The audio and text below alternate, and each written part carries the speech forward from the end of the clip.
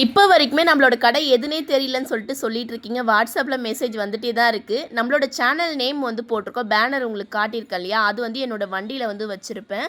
கடைக்கு என்னென்ன எடுத்துகிட்டு வரோன்னா, பிளாண்டிஸ் வந்து எடுத்துகிட்டு வரும். ஒயிட் ப்ரௌனி, முட்டை மிட்டாய் இது மட்டும் தான் எடுத்துகிட்டு வருவேன்.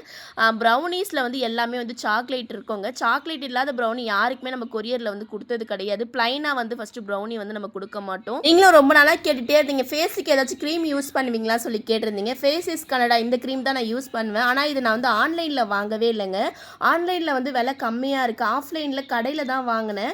ஒரு க்ரீம் மட்டும் 500 ருபீஸ்க்கு வாங்கினேன். 2 க்ரீமும் வந்து 1000 ருபீஸ்க்கு நான் வெளியில் வாங்கினேன். ஆனால் நான் வந்து இப்போ ஆன்லைனில் சர்ச் பண்ண பார்த்து கம்மியாக இருக்குது. 300 400 அந்த ரேட்டில் தான் இருக்குது. ப்ராடக்ட் வந்து டேக் பண்ணுறேன், செக் பண்ணி பாருங்கள். ஃப்ளிப்கார்ட்டில் வந்து ரேட் கம்மியாக இருக்குது. சாப்பிட்டு முடிச்சுட்டு ப்ரௌனி மெல்ட் ஆகிற சாக்லேட் வேறு போட்டிருந்தேன்னா அதையுமே சாப்பிட்டு அப்படியே கடைக்கு வந்தாச்சு.